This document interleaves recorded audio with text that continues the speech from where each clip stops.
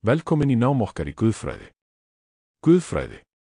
Orðið guðfræði kemur frá gríska orðinu theos sem þýðir guð. Þannig er guðfræði kenning Guðs. Til að hefja nám á hinum mörgu kenningum Biblíunnar verðum við að byrja á uppsprettu allra hluta. Guð. Við verðum að byrja á Guði. Það er engin, ekkert, frammi fyrir honum.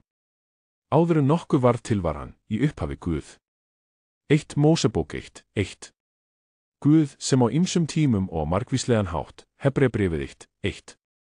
Í upphafi var orðið, og orðið var hjá Guði, og orðið var Guð, Jóhannes 1:1. Það fyrsta sem við munum rannsaka eru nöfn og titlar Guðs. Fyrsti hluti. Nöfn og titlar Guðs. Nafn persónu, staðar eða hlutar er það sem það er þekkt undir. Nöfn Guðs eru þau sem hann er þekktur undir. Þeir tákna persónuleika hans. Já, nöfn Drottins eru þau sem fólk hans þekkir hann undir. Bjarga mér, ó Guð, með nafni þínu. Sálmur 54:1. Þeir sem þekkja nafn þitt munu setja traust sitt á þig. Sálmur 9:10. King James Version greinir nöfn Guðs með því að nota prentaragerð. Þegar þú lest í Biblíunni orðið Guð, þú veist að það er þýtt úr hebreska orðinu Elohim. Orðin drottin Guð, drottin Guð, drottin Guð eru úr hebreska orðinu Jehóva. Og orðið Herra er dregið af orðinu Adonai. Hvert þessara orða, Elohim, Jehóva og Adonai, lýsir eðli Guðs og gjörðum hans gagnvart mannkyninu, þar sem greint er á milli hins heilaga og syndara. Elohim. Orðið Elohim, sem er þýtt sem Guð, er að finna meira en 2300 sinnum í ritningunni. Samt er þetta ekki persónulegt nafn Guðs, heldur er það opinber titill Guðs, það sem hann er. Guð. Orðið Elohim er ekki aðeins notað Guð, heldur menn, ég hef sagt, þér eru guðir, og þér eru allir börn hins hæsta Sálm. 8:10-2, 6 með Jóhannes 10, 34, 35, og fyrir skurðgóðin, þú skalt ekki gjöra þig að bráðnum guðum 2 Mós 34, 17. Það er titill Guðs alveg eins og orðið forseti, er titill embættis. Forsetin er opinber titill æðsta framkvæmdastjóra Bandaríkjanna. Það er ekki nafn hans, heldur titill hans. Og sömuleiðis eru til margar tegundir forseta, fyrirtækja, trúboðsfélaga og svo fröf. Opinbert nafn Guðs er Elohim, embætti hans. Elohim er fleirtölunafnorð. Í einu segjum við að fleirtala þýði 2 eða fleiri. Þetta á við á ensku, en ekki á hebresku. Við höfum 2 tölur á ensku, eintölu, sem þýðir 1, fleirtölu, 2 eða fleiri. Á hebresku höfum við hins vegar 3 tölur, eintölu, sem þýðir 1, tvöfalt, sem jafngildir 2, fleirtölu, sem táknar 3 eða fleiri. Þannig er Elohim fleirtölunafnorð, 3 eða fleiri.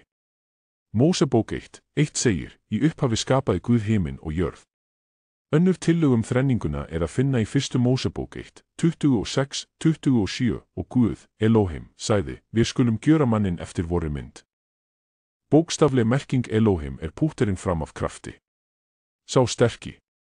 Og í 1. kapítula 1. Mósebókar er Elohim lýst þannig að hann hafi sett fram kraft sinn í þessum 10 orðum, skapaður, gerður, mótað, flutt, sagði, sög, kallaður, skipt, mengi, lokið og blessuð.